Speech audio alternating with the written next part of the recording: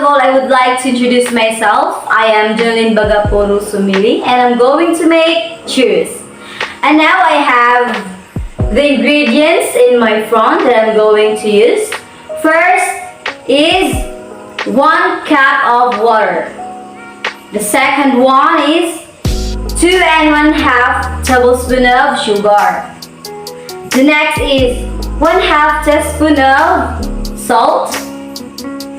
And the next is 2 tablespoons of vegetable oil. And the last one is 1 cup of all-purpose flour. So ayan guys, magsisimula na tayong magluto ng ating churros. So first guys, iset natin ang ating stove sa over medium heat.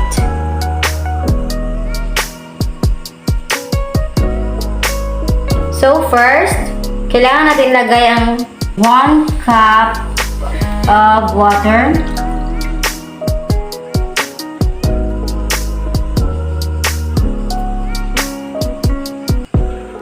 Two and 1/2 tablespoon of sugar here.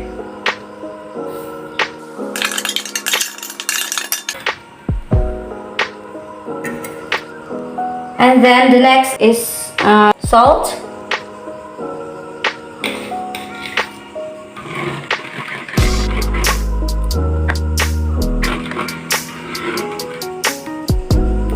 Vegetable oil.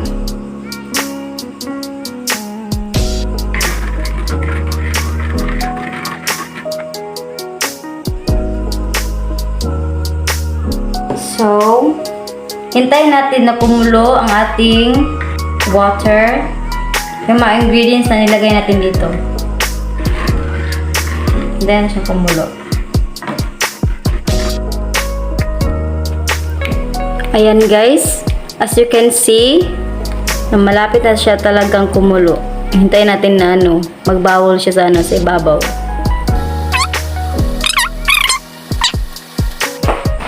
So, this time, i-stir na natin itong flour natin sa ating pinakuluan kanina.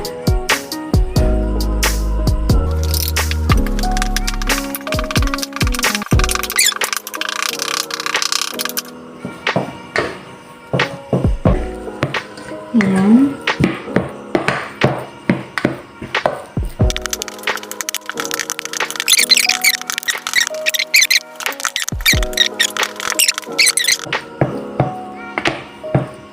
Ayan. So, ngayon, ilagay na natin ang ating churros dito sa ating mainit na mantika. So, ayan. At saka, nag-prepare na rin ako ng lalagyan kapag naluto na siya. With tissue yan. Para ma-drain yung mga extra oil